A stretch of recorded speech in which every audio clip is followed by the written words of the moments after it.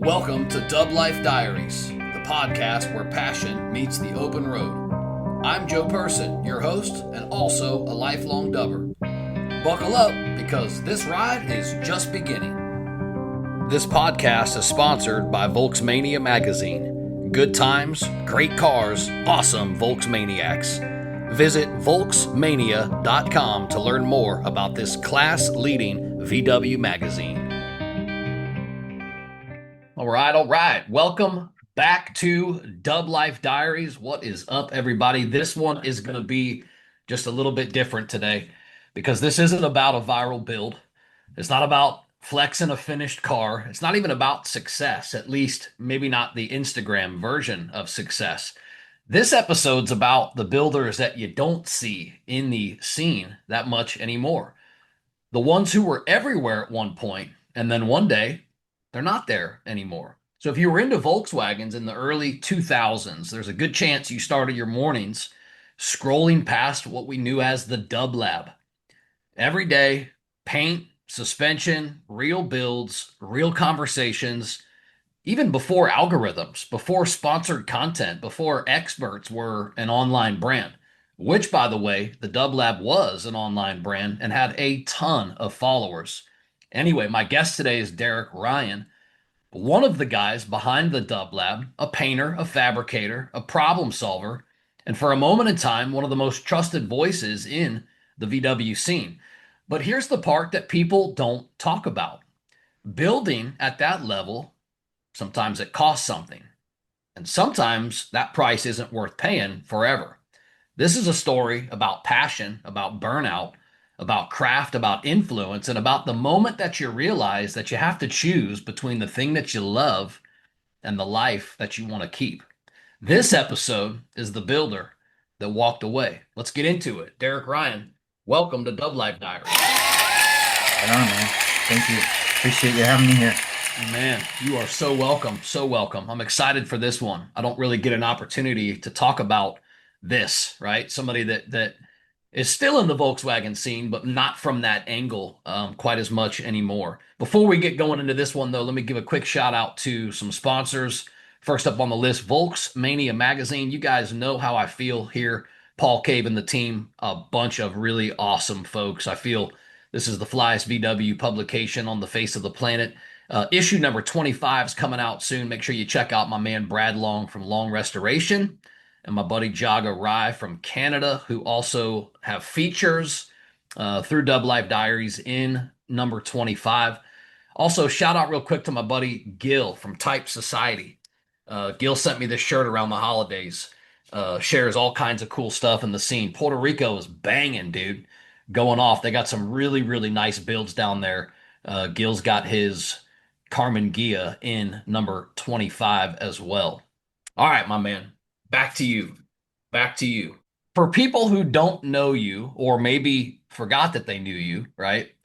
Tell me who Derek Ryan was back then and who Derek Ryan is today. So yeah, I mean, I think when we first moved forward with the Dub Lab, I caught Facebook had been around for a minute, a couple years, I guess, and I was getting more familiar with it, and so we just started kind of putting stuff out there, and it picked up steam real quickly. I don't know that there was a lot of competition for people's screen time.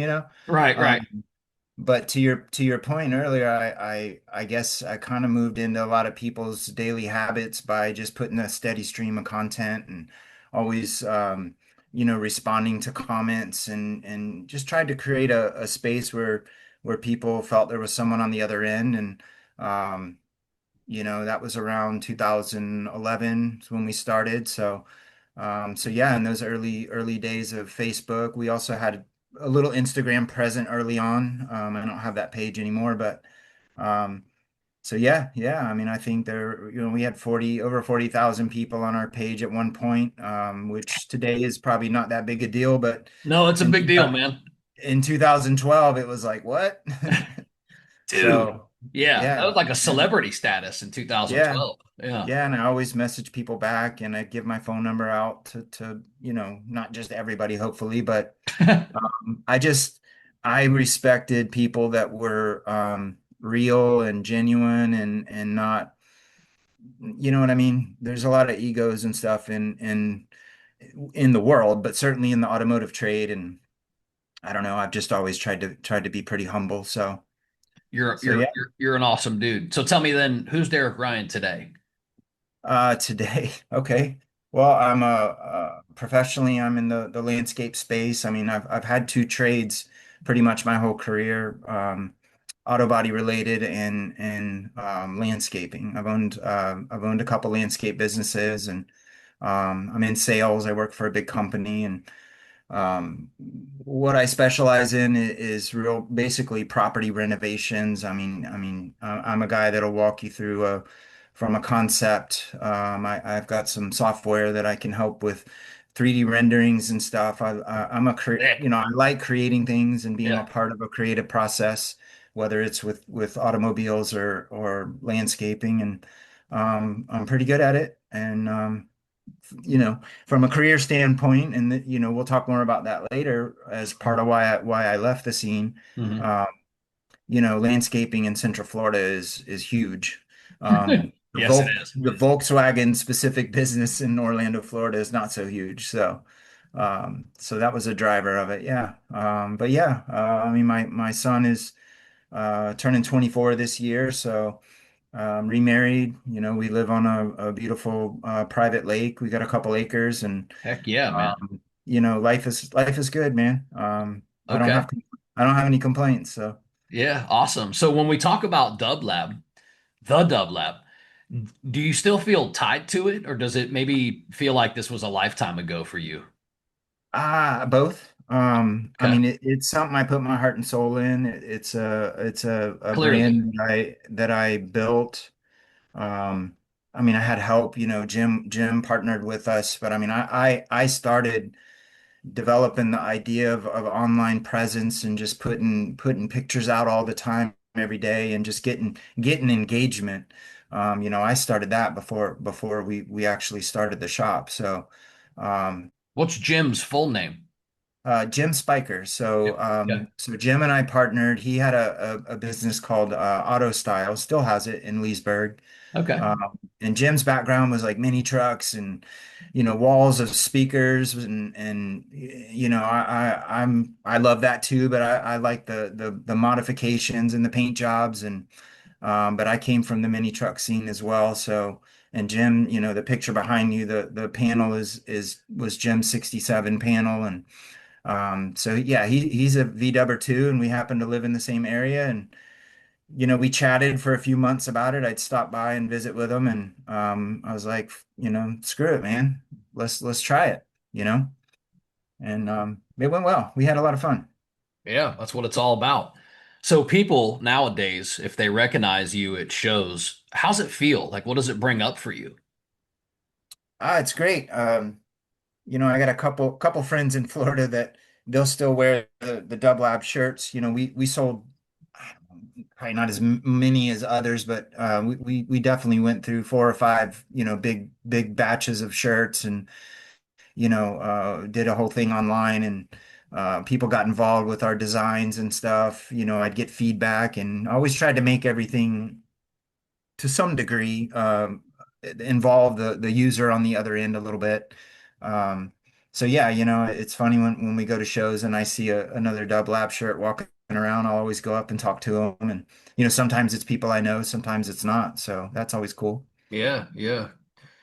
So when I say this, so like even in your intro, and even when we talk about it, when you hear a phrase like the builder that walked away, does it feel accurate to say that? I mean, is it okay for me to say the builder that walked away, or My is that not my really accurate? my first response when I heard you say that was negative internally, but the more I've thought about it, you're not wrong. Okay. The reasons I walked away are worth talking about. But it wasn't really it it's just how life It, happened, and it wasn't something that you gave up on. It was just no, not something at all. Not at all. circumstantially, right? Not at all. Right. And I didn't want you to take that from me when I said that I was going to name this episode The Builder That Walked Away. I was hopeful that it didn't come with anything negative to you because it's not like I name it that, but I don't want anybody, you or anybody else, to think that I mean you just walked away. Life got in the way. I spent 25 years away from Volkswagens myself Yeah. because I had kids and it wasn't right for me. I was traveling. I didn't have time for a hobby, to be really quite honest. And yeah, so yeah, don't take it the wrong way. But Yeah. at the same time, like you said, it's also true. So there's validity behind that as well. But okay, you're not upset by it. No, the more I thought about it, I mean, it's you're not you're not wrong, and I think it speaks to maybe scenarios that others in the scene have had. I mean, the Volkswagen is just one of the unique things in life that can grab you, and not everybody makes a career out of it, but I bet there's a lot more people than we realize that at some period of their life, maybe even a few year little window, they were a big deal. It was a big deal to them, you know? So I like the concept here, and I hope it helps you reach maybe others that maybe would have scrolled past. Yeah, thank you for that. I appreciate that. So let's talk Volkswagens, right? So take me back to that first VW ride. I believe you said was with your cousin, right? Yeah, that is true, but it wasn't my first ride. So Oh, you got to go back to I think around 87, okay. 1987 or so. So at that time, Volkswagens were still a lot on the roads, certainly more than today.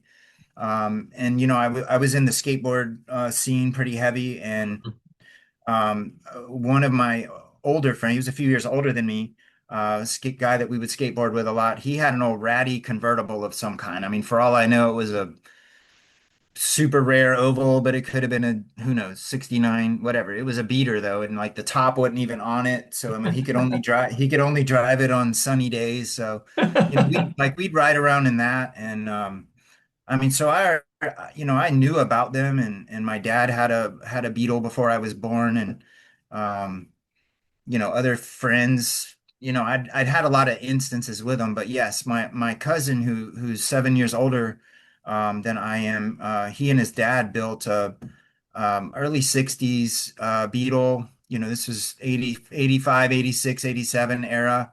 It was a pink bug with black scallops, lowered, door handle shaved, cow look. But what I remember the most is he had the common mirrors that like even mini truckers were using back then, that had the little rubber boot around the base of it, and he had an Yeah. actuator. He had an actuator button. That's where he opened his doors.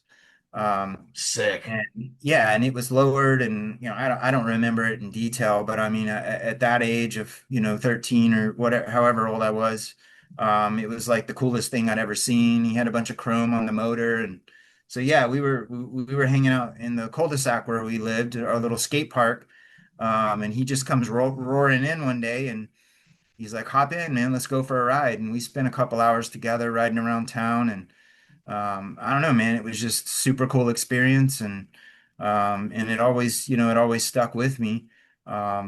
But as I got into high school, the mini truck thing was the rage, and my first vehicle was a Mazda mini truck, and Hmm. it The had B been the a B it had been 2200 or whatever. yeah, it had been I mean, I'll say show truck, but I mean, it had been nicer than it was when I bought it. But they had the removable hard top. They had cut it, and there was this little kit. You could just glue the plastic and had these little, brackets to latch it in, and you could take the hard top off and set it in your bed and drive around. But it leaked like crazy. I mean, like like it poured water in when it rained, and it had hail damage all over it, but for your first car, I mean, it was cool, and I rocked with one of my best friends who was in hardcore minis. So we rolled with all those guys, and that's kind of what started to expose me to vehicle modifications and painting and all that kind of stuff. So um, You went to Daytona back then, right? So we used to hit up the local shows.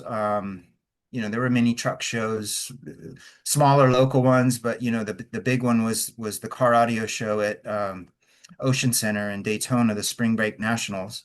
Oh yeah. I went to that. I went to that 2 or 3 years in a row. And I think it was in '92. I can't remember exactly, but the Orion speaker, Orion amps were very popular at the time. And in the Orion booth, there were, I think, three, badass hot rods that happened to also have Orion, components in it. I believe they were Boyd Coddington builds. They were that style of build for sure, and Yeah. from that era. But there was a 50 Buick. I meant to, I apologize. I meant to dig through some old photos. I'd like you to see the car that influenced me. Send But it. it was this peachy kind of orange and like a charcoal metallic. The peach color was solid and the charcoal was metallic. But they had dechromed the whole car. And if you're familiar with the 50 Buick, they've got these crazy like teeth-like grill. I mean, when I Yeah. walked up to it, I know that car. it looked like it looked like a monster. And it was Badass. laid on the ground, had all tweed interior. I mean, you know the era, but I bet I spent an hour just walking around that car and just looking just at the finish and the gaps and I didn't really know how to look at a car, with the kind of eye I have now, Sure. but that almost like made you look at it that way. I opened it up, looked all inside. I mean, I was just really captured by that. And my best friend Scott was always into the car audio and ended up being an installer for a while after high school. Um, And you said so this I was mean, like I was 92, right? How old were yeah. you? How old were you here? Well, I was 17 when I graduated. I graduated in '93, so Okay. 16, 17. Okay. Uh, yeah, so it's like most of the people I was interacting with in the mini trucks were into the car audio and whatever they could kind of bolt on to modify their cars. Sure. It was a niche group that were really into the modifying and repainting and shaving stuff at that time, at least in Orlando. Um, so I started to kind of gravitate towards that.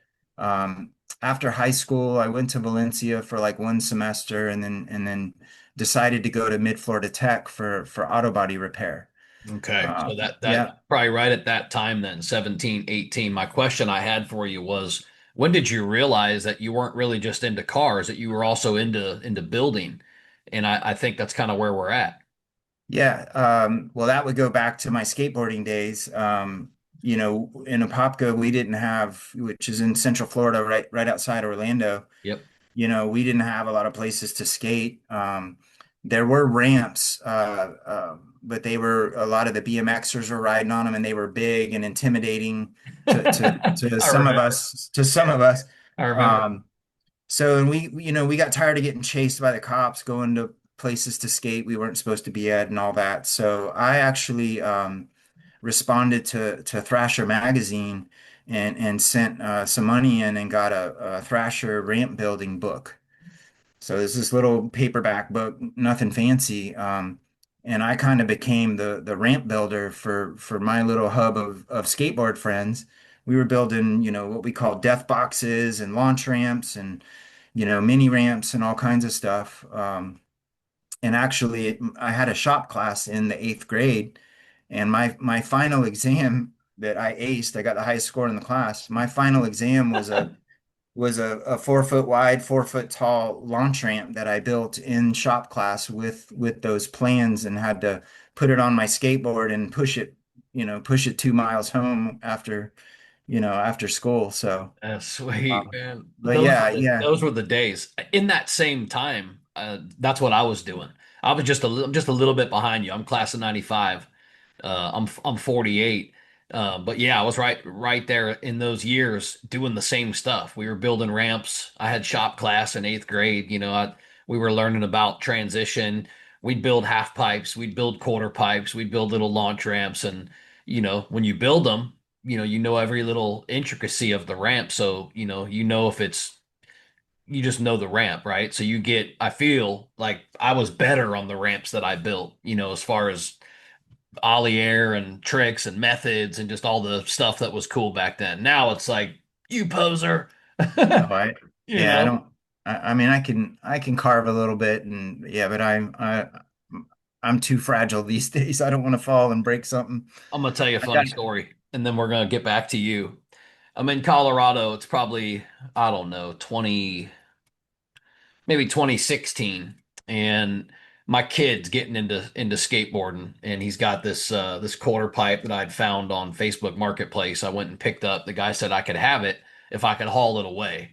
So I obviously, could haul it away. But anyway, we got skateboards and I got my son aboard and there was this skate shop down in Manitou Springs and we all got boards and I spent a bunch of money on mine. It was a double tail. It was more the bigger version. Anyway, yeah, outside the front of my house is this big downhill, this big slope.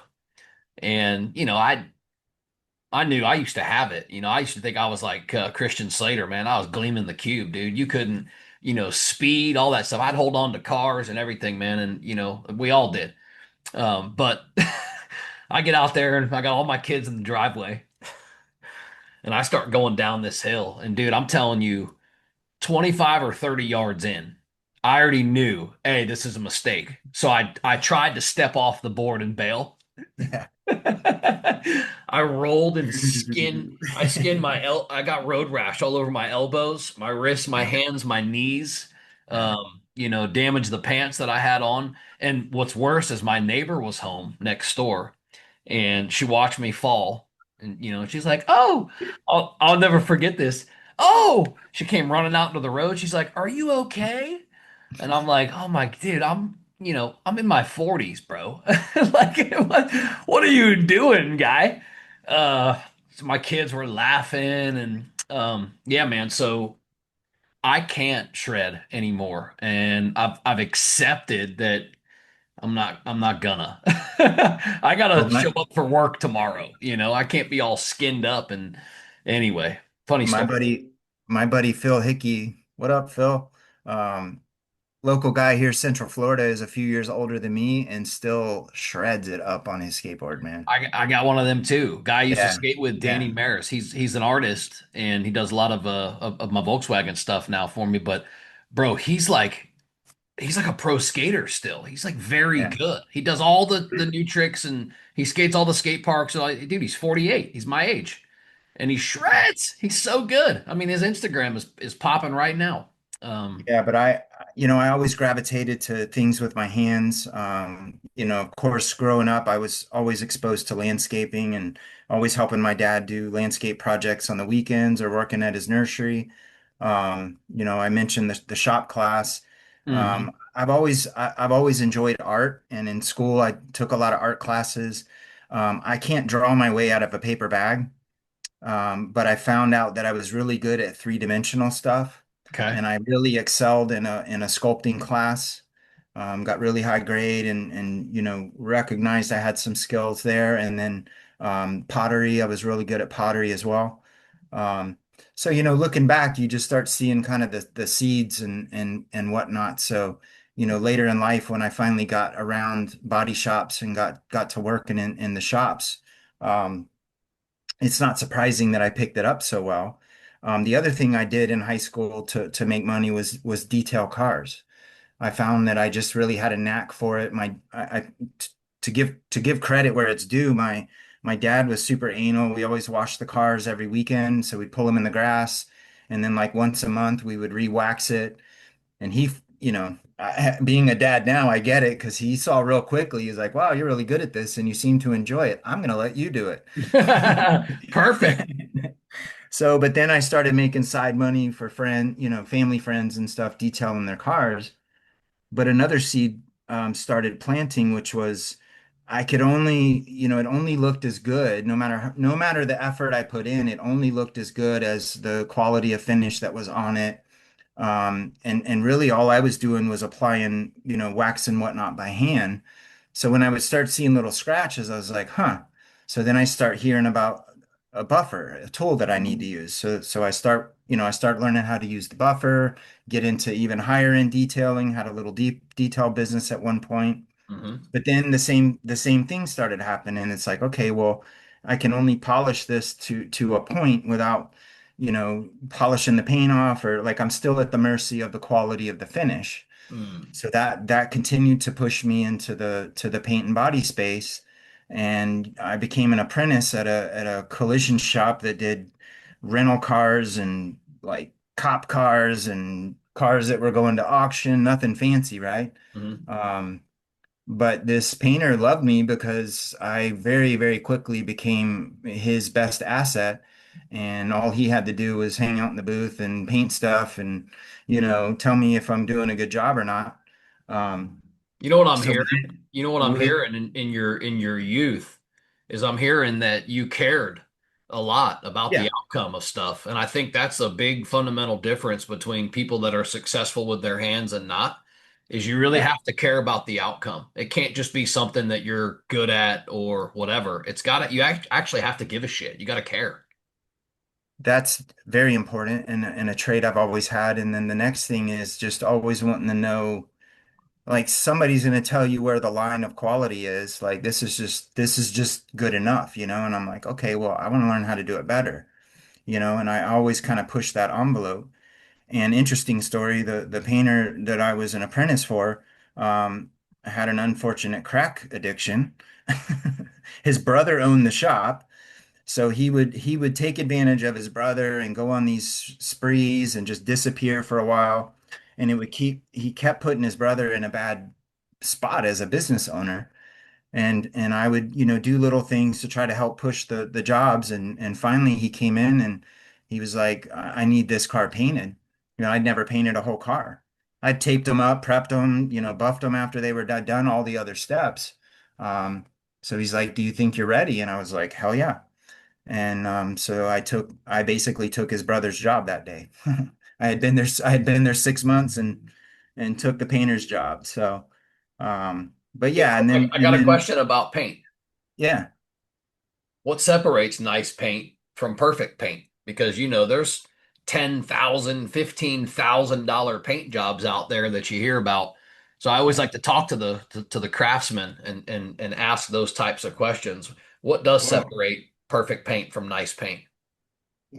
the preparation of the surface, a paint job's only going to look as good as the surface that it's laying over. Okay. Okay. So if you're talking the uber high end, which is the panel to panel blocked, perfectly mirror, straight finish, no wobbles in the reflection.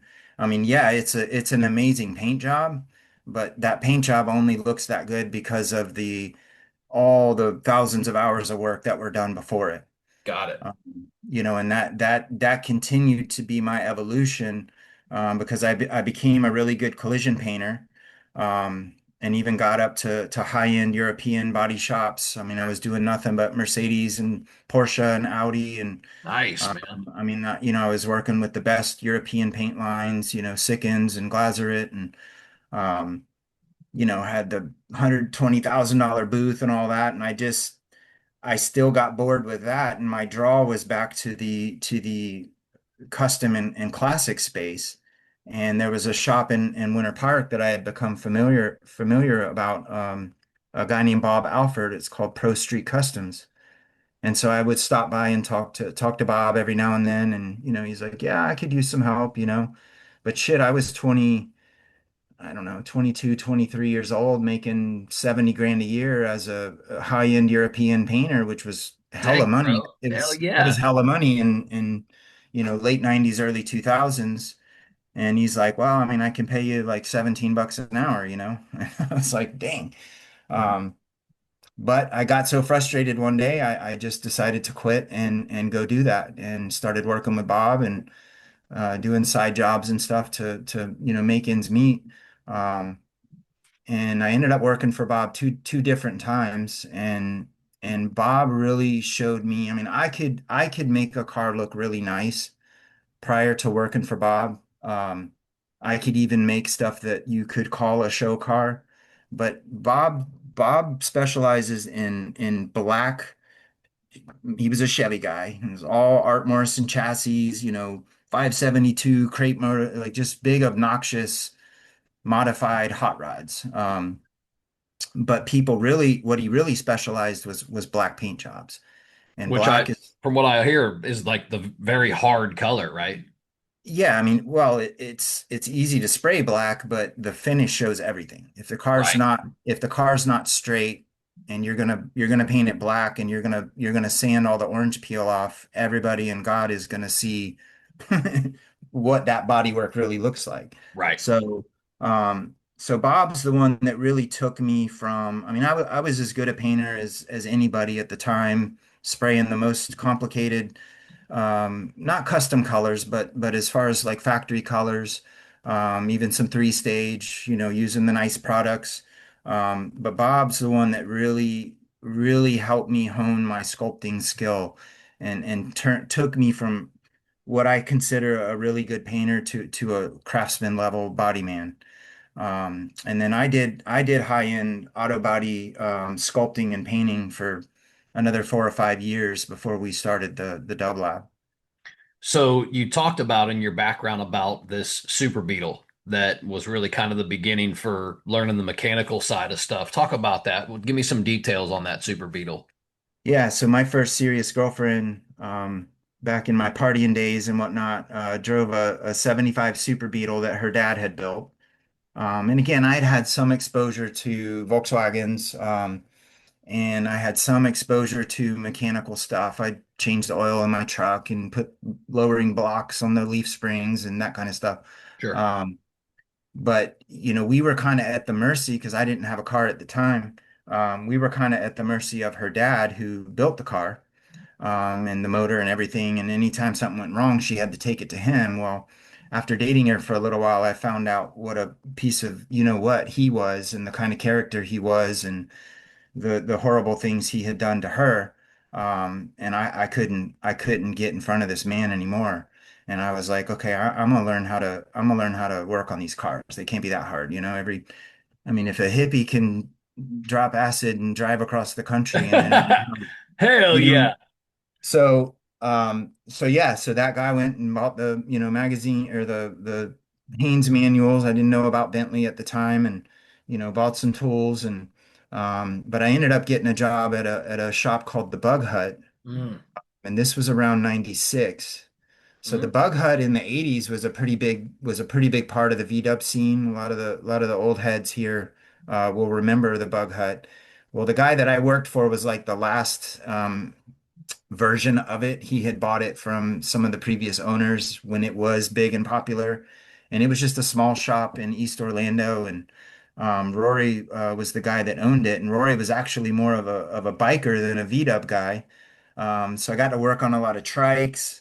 But what he Fun. specialized in was helping people that were still daily driving their Volkswagens. We didn't, I painted a couple cars for him there and we did a few cool things, but I really got to learn how to work on daily driven cars and keep them on the road. And Yeah.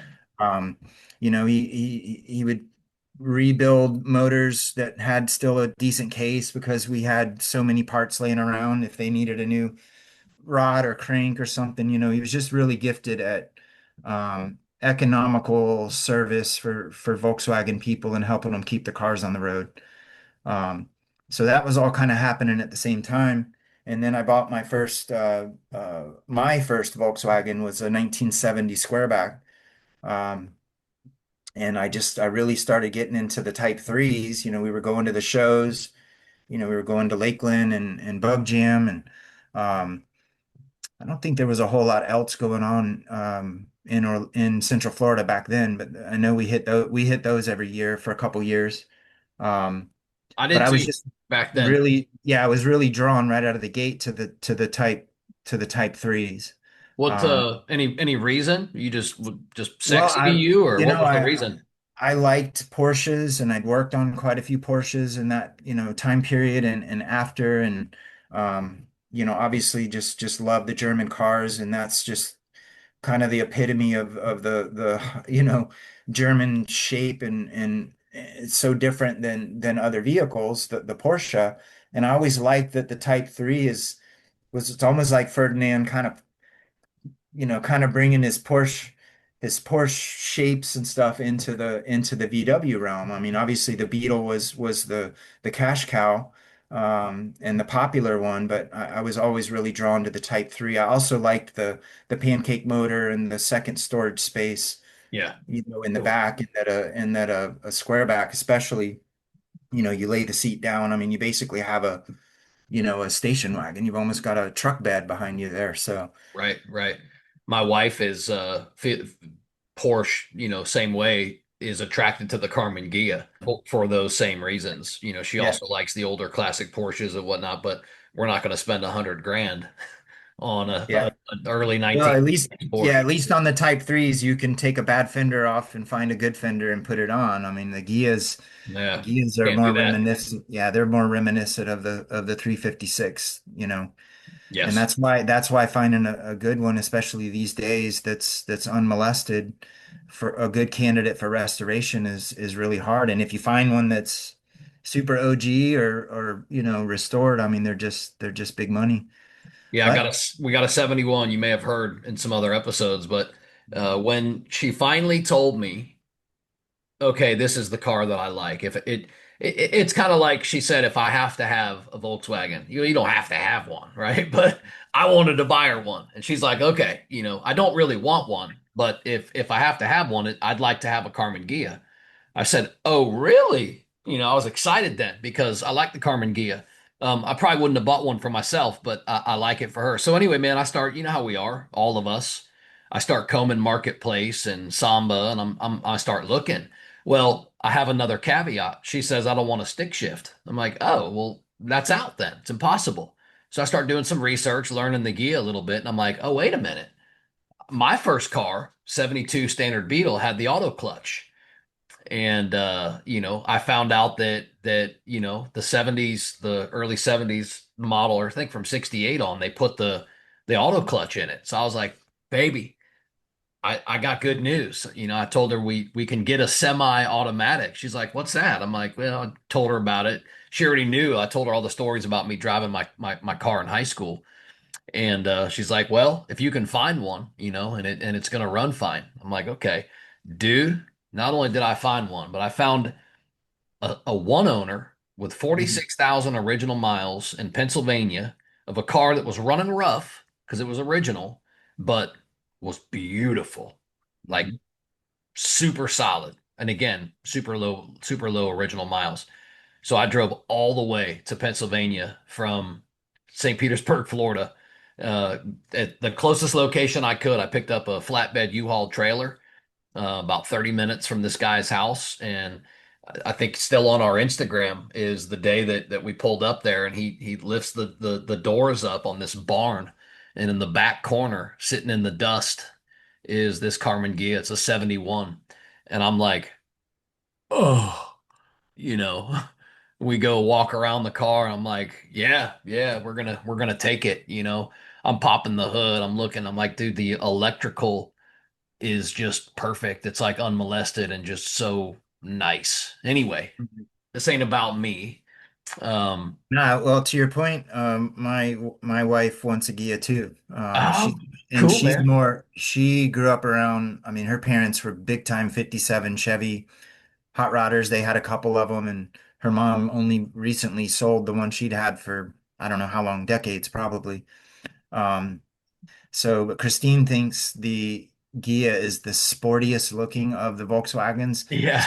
she wants a Gia convertible, and she wants it to be fast. Oh, sweet, So, man. You know what? so What you said, the 57. So I have to kind of say this because we're talking about Type 3s, but the notchback to me looks like a little mhm. micro machine version of a 57 Chevy Bel Air to me. It's got a little shoebox vibe in there too. I've worked on Yeah, man. a lot Yeah. of the early 50s shoebox cars. So yeah, I mean So, the notchback really is the one. I mean, from my early VW days, I had a top three. I had a top three. We all have top threes, and really mine hasn't really changed since then. Double cab, oval rag top. Obviously, and just I want to say this. I mean, split window. Everybody would want a split window Beetle too. For me, being into the body lines and that being part of a trade I've spent a lot of time in. The lines, to me, the lines of an oval Beetle, early oval, I like the lights a little better, but the W deck lid, the oval window, I honestly prefer over the split, Mhm. just because I think an oval ragtop Beetle is possibly one of the best thoughts of a body in a vehicle made into reality. I mean, it's perfect. I love hearing So so the double cab, oval rag top, and a notchback. Those were always my three. Now I've owned and driven two of the three. I have owned a notchback. I had a 64 that I carried around for years. That was going to be my car I was going to build and debut to the VW scene. that. Hmm. Um, when we had the Dub Lab, I actually ended up selling it to a client, and we got through the metalwork phase, and the relationship just didn't, he wanted $100,000 car for 40 grand, and it just didn't pan out. But it's a shame because I literally moved that car around and preserved that car for 10 years as a goal to restore it. So the Wow. notchback is still on my list. It's still one I need to own and drive. Yeah, I got three as well. Like you said, we all do. Beetle, notchback, and for me, bay window, bus, tin top. I like just the metal top, transporter type, certainly lowered, etc. Yeah. I love splits as well, bus. I had one too.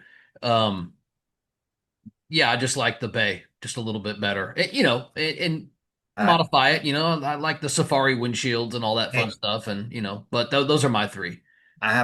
we have a 69 Riviera bay window camper. That's the best riding Volkswagen I have ever owned. The I hear bay that a the lot. I hear that a lot. the bay windows are just I get it. I had a 67 double cab. I mean, Safaris, I mean, come on, man. I want it again. Yeah. Um, but this bay of ours, I don't care if it's not the most popular bus at the show. It's probably one of the nicest riding ones when I get in it and leave, though. Yeah, right on. That So fastback though, you said you sold it, right? yeah, so when I was You still the regret it? back in the day at the Bug Hut when I was getting into the Type 3s, I had the 70 square back that I was working on, but I kept driving by this house in East Orlando, and I could just see in the woods, poking out of the woods, the front end of I knew it was a Type 3, I could tell. And it looked like it was white in color, but it had all kinds of growth, vegetation, and shit on it. So I stopped by one day and talked to the people. Long story short, I wasn't really in a position to buy it, but they liked me so much. She let me make payments on it. So I made payments. I would go by every Friday and pay them like 100, $150. Yeah. I bought it for $1,500. Ah, dude, Um, so cool. and towed this car out of there, and I thought it was going to be really rough. I mean, honestly, I didn't really even get to see it. I mean, you know what I mean? But I pulled it out of there. It was a complete car. I got it cleaned off, pressure washed it, started washing it, and I'll be damned if it didn't have a nice paint job under it. It had had a respray on it, but it was still nice. Had a couple rust spots under the battery, on the body, and then under the battery, of course, was rusty. But yeah, man, I rewired that car, new wiring harness, fixed the floor. Now we didn't have Type 3 floors back then, metal floors. Hmm. So, or even patches for them. So the closest thing I found was a Gia floor, and I was able to kind of cut and modify that and finish the floor out. I mean, it looked beautiful. Um, had the motor rebuilt, put a 1641, with the dual carbs, and lowered it a little bit because the Type 3s you could adjust the torsions on it, and man, I drove the shit out of that car. I love that Yeah. car. Yeah. And what happened is when I drove it every day. I was a painter at that German body shop, and next door to us was a guy that bought wrecks and like sold. I don't know what all the business was, but they had a steady stream of just different things that would come in. And a black Volkswagen Corrado came in, and they parked it up against the fence. my booth out back where I primed, it was my primer booth. When I would walk back to go in that booth, I would stare at this Volkswagen Corrado and it had the whole front end torn apart. I didn't know what was wrong with it. Long story short, I worked out a deal, bought that car, didn't really have the money. So the guy I worked for loaned me some money. We had to put some money in the front end, radiator and fans and expensive European electronic shit that we had to do to it. Um, but got it driving and come to find out it had had a bunch of motor work done to it. I mean, this was before everybody was slapping turbos and stuff on cars, but I mean, this was a fairly worked over VR6 in the late 90s. And so I had to pay my boss back. So a friend had been badgering me to sell my 66 fastback to him, and I didn't want to. Um, but I did. I sold that car, shouldn't have, but I did it to drive a water-cooled badass VR6 Corrado for a little while. An Yeah, interesting story on that car, mhm. and why I don't drive a fast car as a daily driver anymore. Street racing was popular. All the guys in the Hondas were, swapping the GSR motor and all the things, right? Oh yeah, I remember those And days, I late got I 90s. got I got pulled over. I got pulled over 5 times, not for speeding, for street racing. Mm. Literally street racing, and probably could have gone. I know for sure a couple of those times I could have gone to jail, and I got 5 warnings. So after the fifth time that this happened, and I had someone that had been bugging to buy my Corrado from me, when I got back in the car after a fifth warning for street racing that could have taken me to jail, um, I called this dude and I was like, "All right, man, I don't really want to sell it, but I'll be home in an hour, and if you're in my driveway with cash, you can buy it." I said, "But if you wait and I have time to think this through, I probably won't sell it."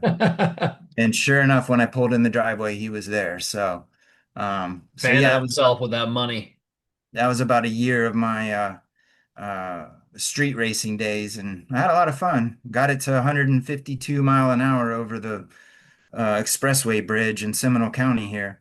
Damn, Um, son, that's yeah, flying. yeah, yeah, and it was scary. I mean, the car wasn't made to go that, it really wasn't safe to go that fast, but I just wanted to see how fast it would go. But I mean, it was nothing for us to run up and down I-4 after leaving the clubs and stuff, going buck 20, buck 30, man. It was pretty wild days back then. So, So I got a so question, a good one. What do Volkswagens teach people? Because you have a wide background, right? What do Volkswagens teach people that other cars don't? a lot. So my first complex answer will be, what you always hear about Volkswagens is how simple they are, how easy they are to work, all the things, right? What I've come to appreciate, and I think your audience will, those of us that have spent a lot of time working on these cars, um, that level of simplicity took an awful lot of engineering. I mean, when you really think about how purposeful it was, and I hope we're going to get into the suspension and stuff, especially the rear drop plates. Um, I'll expand on that, but one of the things I personally have learned about working on the Volkswagens is that simple doesn't mean not well thought out, not purposeful. It has a reason behind it. I mean, you contrast it with some engineering on these American cars and stuff that, and not even just American, but like you want to take a bolt out, you can't even get to the damn bolt because they put, something else in the way. I've turned wrenches enough to get frustrated at what I consider either poor engineering or just not well planned, or somebody Right. somebody in the corporate office saying to save 25 cents, you need to put the bolt there, or something stupid. And not that Volkswagens aren't discouraging to work on, they are, anything is.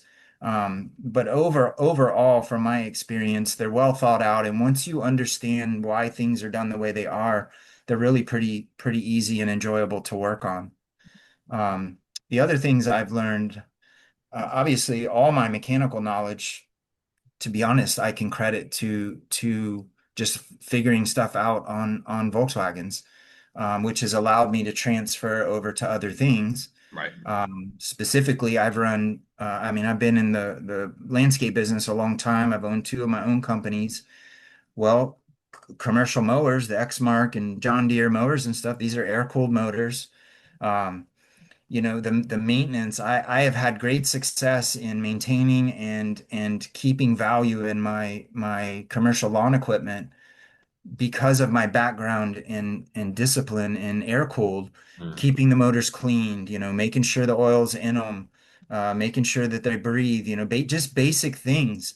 A lot of these guys run around with these mowers and they got leaves and dirt and grease all around their air cooled Kawasaki motor on the back. Well, guess why your motor blows?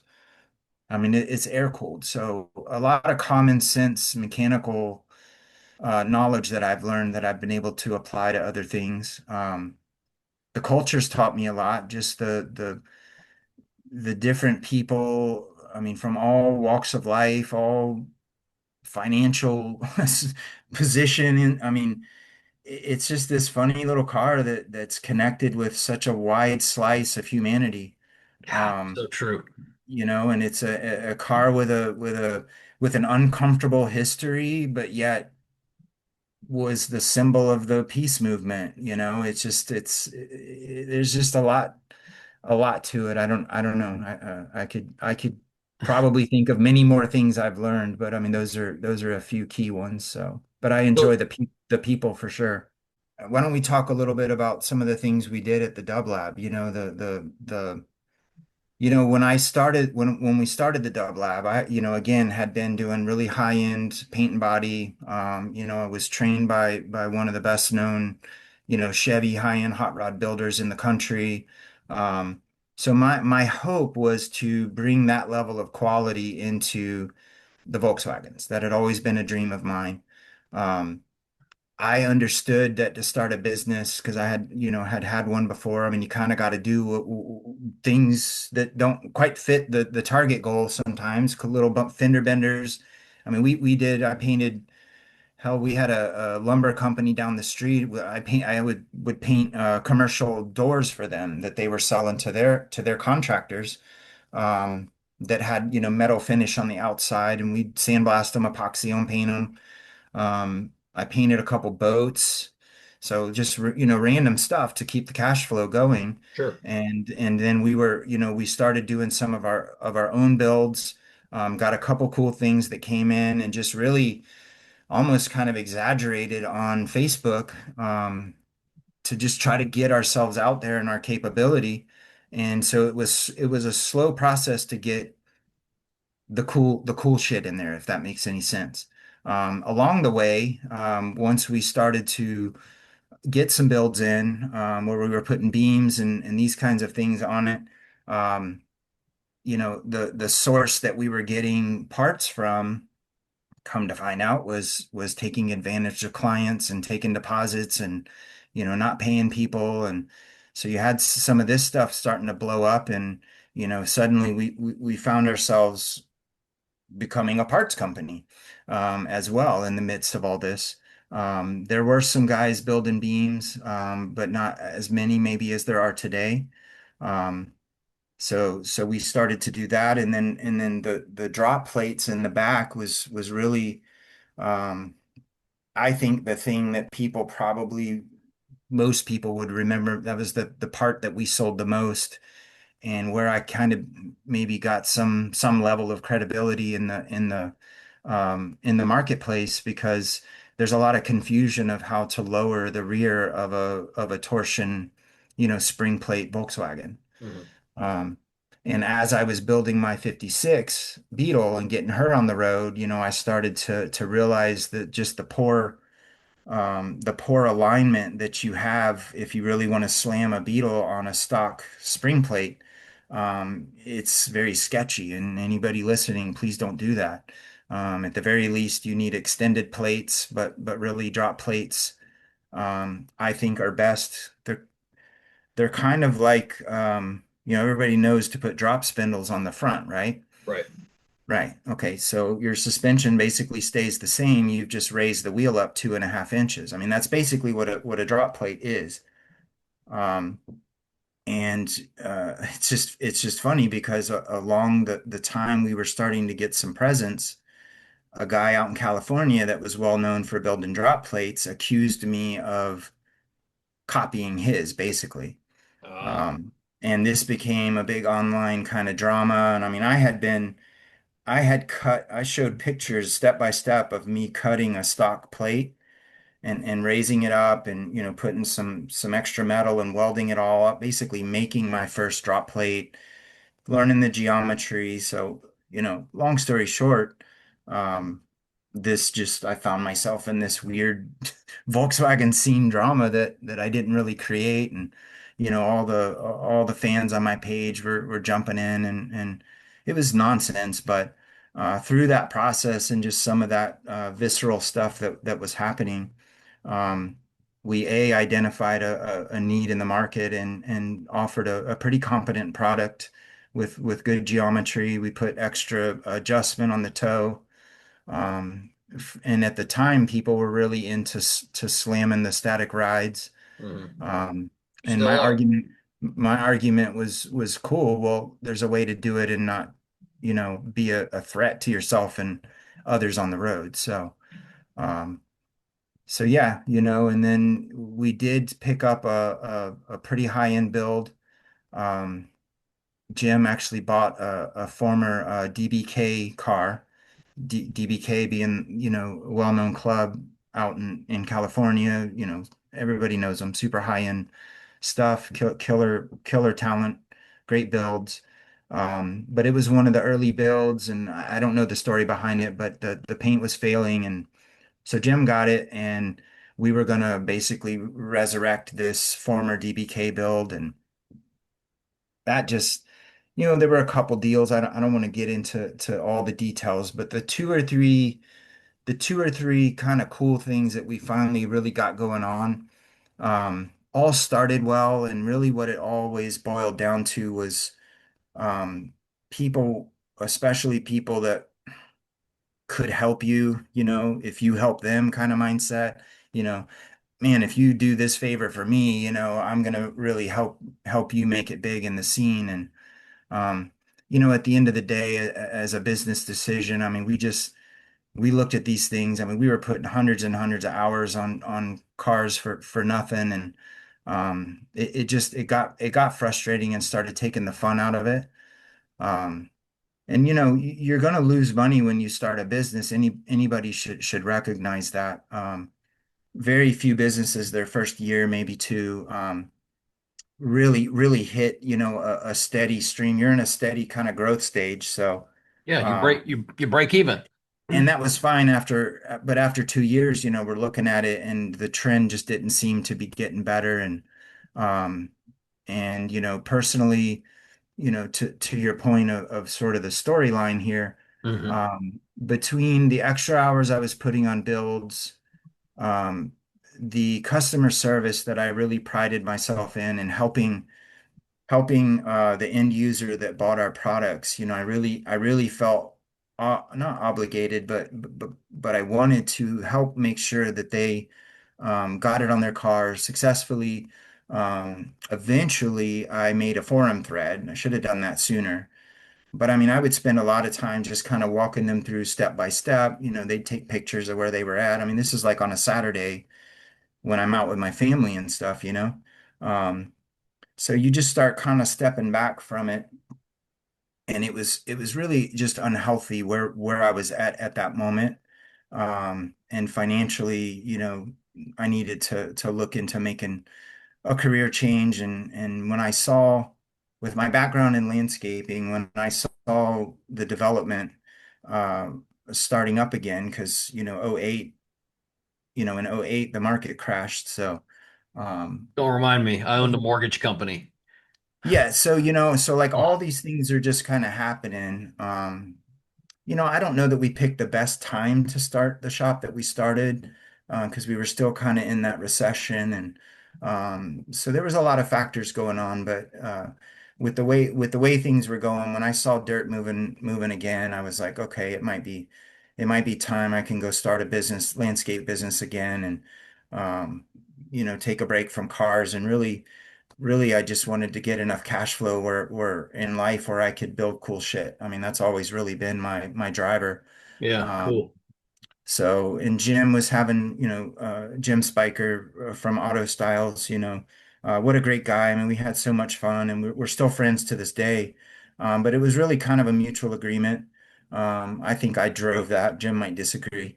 Um, it, it surprised him when I came in one day and was like, you know what, I think it's time to move on. We had a standalone body shop that we were leasing to cut cost. We kind of moved operations into his shop. So now I'm over in one corner trying to do, paint and body and dusty stuff. And on the other side of the shop, he's tinting windows on a, $80,000 Mercedes SUV, or doing, car audio type stuff. And we did that for a little while to try to make it work. Um, but a lot of factors kind of came together, and my personal life, just with my ex-wife, I don't fault the business or any of this. It was kind of coming to that point anyways. Hmm. But all of these things were just happening at the same time, and it was kind of like, okay, I think I'm gonna bow out. I made good on all my promises to people. Um, even bent over backwards. My goal when it closed is I was like, okay, maybe we didn't hit the big time like I thought we would, but what I definitely don't want to do is have a bad reputation when I leave. I even did stuff for free for some people that kind of still cried a little bit, and I was like, all right, bring it over. Let's make it right. Um, and to my knowledge, um, we never stuck anybody. We always did our best to make good. It's a hard space to start a body shop. I have a ton of respect for, the long restorations. I think he was one of your guests recently. I mean, Paul Liozzo out in Oregon. I mean, Paul's doing what I had always dreamed of. So, I have a lot of respect for, and there's others. I'm not leaving anybody out intentionally. But I had a small taste of the challenges. So when I see these guys that are out there killing it, man, I got a ton of respect. Yeah, man. High five. Um, so yeah, when we closed the shop down, I mean, I continued to do some stuff on the side. I built a couple chassis. I was still selling drop plates. Um, did a few beams, and just kind of gradually, just kind of faded away, honestly.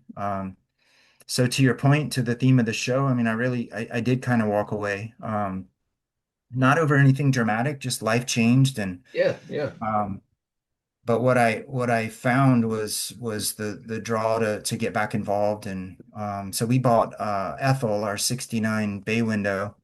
We bought her. I guess we've had her six years or so, 7 years. Started going back to the shows and stuff. Um, the Silver Bug behind you was one of our last builds. So that's Sadie.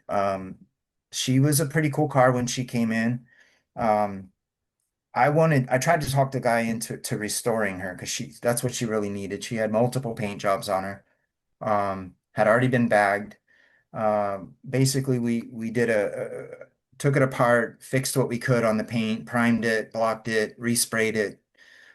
So got a driver paint job. The cool thing, we de-chromed the whole car. Mm. So every piece on that car that had, chrome is now either powder coated or painted.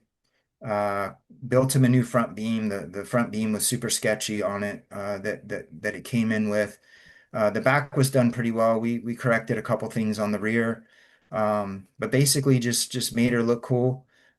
Jim cleaned up the interior, did a little stereo work on it, and so that was one of the last builds we did.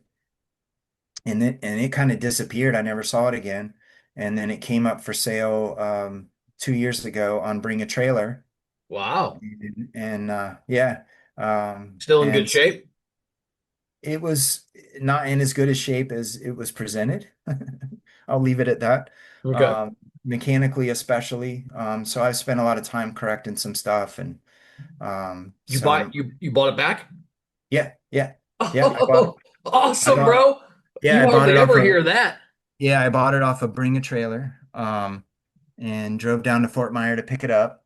Couldn't even drive it on the trailer, so wasn't real happy. Um, but yeah, it was the Bowden tube was bad on it. But a bunch of other mechanical stuff I've sorted through, and I repainted a couple panels on it. She's just a cool car, and people like her. I should have her back at a couple shows here later this month. Missed Henry's Depot, tried to get her there this weekend, but um, so yeah, just I do feel a pull back to the scene a little bit. I don't know to what degree, but You it's had there. mentioned earlier when we were touching on it that, you were really big on responding when you were at the height of the heyday, with 40,000 followers. You were really big on responding. Why did engaging, personally matter to you? I guess because that's kind of what I expect, and I'm in sales now, and I'm anal about following up, and I'm there's a degree of customer service that I don't think is unreasonable to expect. Um, and I always tried to do that, and I also have worked around enough egos in the car scene. Um, it's frustrating when people think that because they got good at something, they're whatever, you know. Um, I mean that's cool. I'm glad you're good at it, but I'm pretty good at stuff too, and really the ones that annoy me are the ones that just run their mouth, and I'll have to remind them, like, you realize, like, I can just look at it, right? I mean, I can look at your work. I don't need you to keep telling me how awesome you are, you know? Um, I so I've have eyes always too. I always kind of had that. I didn't ever want to be that guy. And especially, like, I'm not a really good welder. I'm self-taught, and like, so, the guys that'll comment anytime, I mean, good Lord, anytime you post a picture of a weld, I mean, there's 50 welding experts that come on that are going to tell you how bad your weld is and whatever, you know. So I prefer to have a positive experience, car related, online, and just tried to spend a lot of time with that. And I'll tell you, probably some of the greatest messages that I've gotten, either email or on Facebook, were from people commenting just about the time that I would spend with them, and just the fact that I was approachable, and it wasn't sustainable in our business model, but I think there's a lesson there for anybody in business, is to, especially with the tools and things we have now, to systemize other parts of your business, so you can maybe give a human voice a little more to your clients than, if you didn't have the rest of your, things efficient. So, I say that in objection to, like, systemizing the customer service piece. I don't like that. And that seems to be a trend where all the responses, everything is so automated. Um, I don't know. I guess I'm old school. I like that. I kind of like that human collaboration, you know? Yeah, no, that's cool, man. And the whole now hearing, the whole story and the walking away side, it wasn't because of failure. It was just because of life. Yeah, I mean, don't get me wrong, we fell short of some expectations. A trend I saw coming, that I think is a trap that builders can get into, is where, because of the cash flow demands and the side of the business that's important, that's maybe not as fun, is the number side, Yeah. um, can maybe drive you to start cutting corners, and doing more. Not that I'm opposed to like driver paint jobs and that kind of stuff, but that what really wasn't the vision that I had for it. I didn't want to get known, and I felt like the more we were going, the more we were kind of getting branded as like the hood ride, patina. Um, and that's cool. There's nothing wrong with that, and I love that.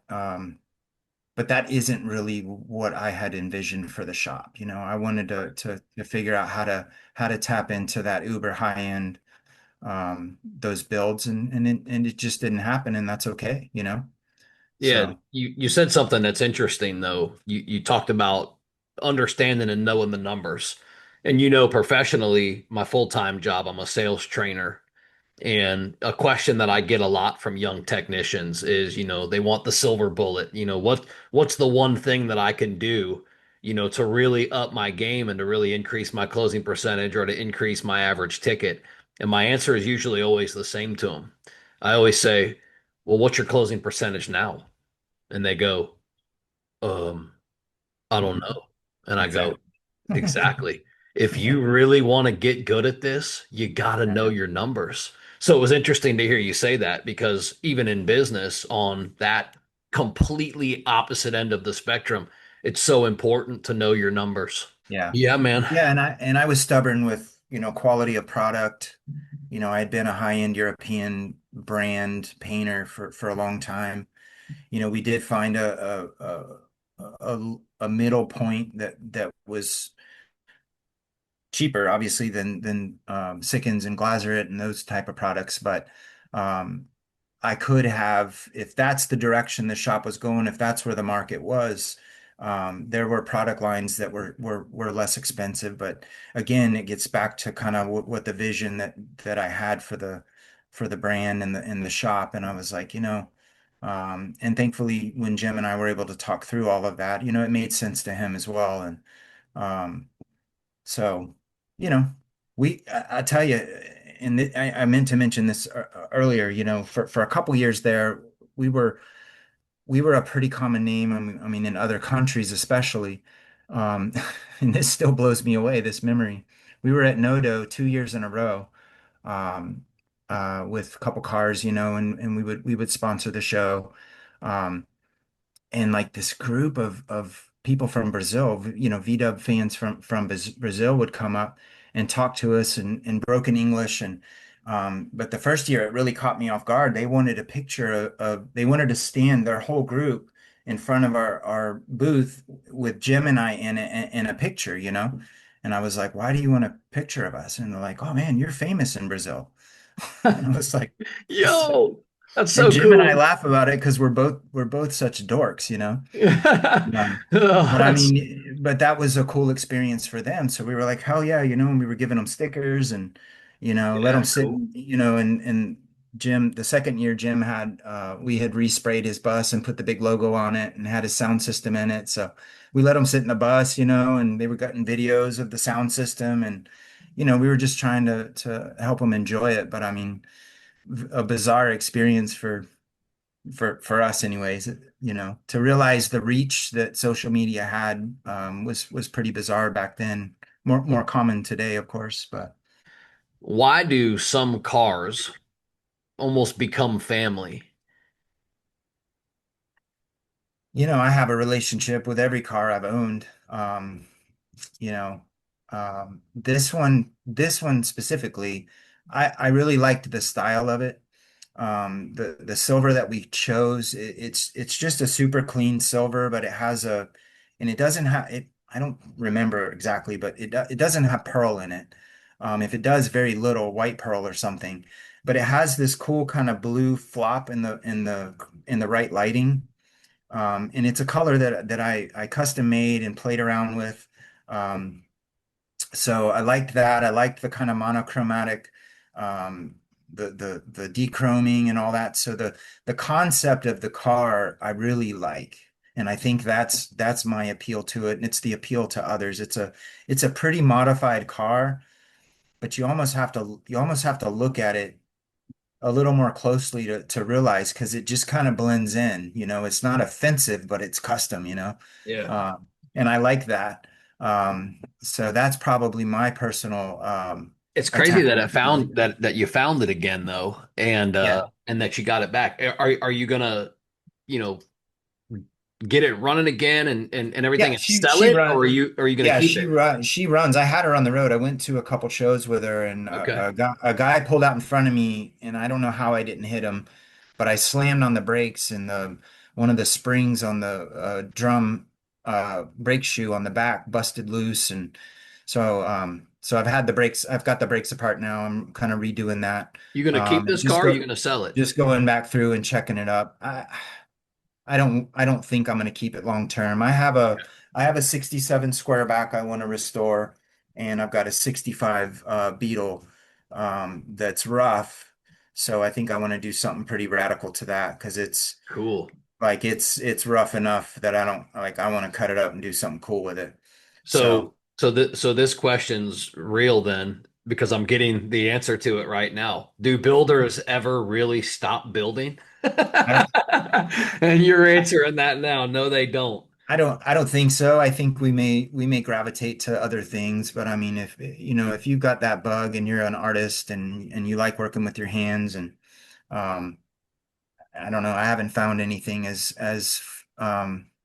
therapeutic and enjoyable as not only the Volkswagen, but I thoroughly enjoy the paint and body.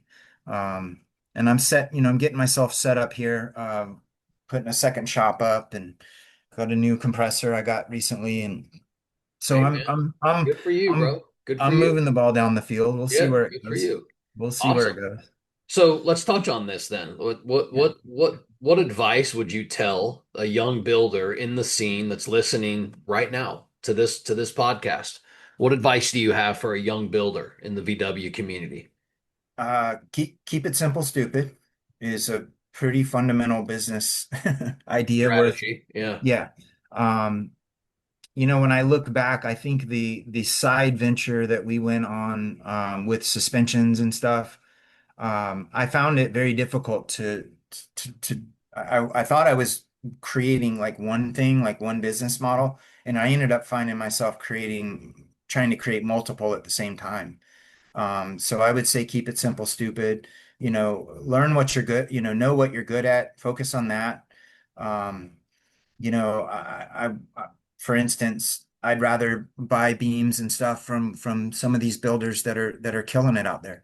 And just focus on the skill set that's my best, which is the paint and body. Mm. I don't mind doing metal work, but even partner with guys that are really good at that. And just kind of narrow it down and learn how to make money. Learn how to make positive cash flow, and Know your numbers. Know your numbers. as you get the machine kind of going and steady, that's when you start thinking about some side ventures or whatnot. But I found that trying to do it all at once was a bit overwhelming. Okay. Good advice. Yeah, And it's okay to step back without losing who you are, isn't it? it totally is. Yeah. Yeah, it Yeah. totally Yeah. is. Yeah. Um, Well, your personal health and those things are important, and whether your story is you closed your shop down or you walked away from VWs for a while and raised your kids. I mean, right. it's across the field, and what I love is that the community is still healthy and it's still there. The cars are more expensive, maybe harder to find, but the people are the same, and there's younger generations coming in. It's kind of just this cool living organism, the Volkswagen community, and don't stay away too long, and it welcomes you back. So if we're working towards closing the conversation, some things that I see different now that I really like. I love like the podcast. I've mentioned that to you, and digging a little deeper, finding people's stories. Derek Henry up in Pensacola, and Oh, super cool guy, man. what that group is doing with it's not just that their club is getting bigger, but Tech they're doing sessions. like the tech sessions, and they're Yeah, doing bro. it's Stud. it's a community. That community piece seems to be coming back. Yeah, And nice. Good call. I'd love to see something like that in Central Florida. Not that Shout out to Derek.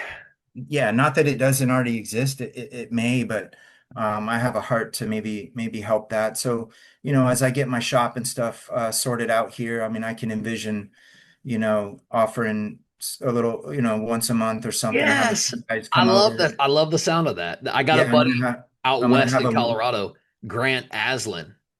He's got Volkswagens on the Green and a couple other shows that he does, but the Volkswagens on the Green has over 400 cars.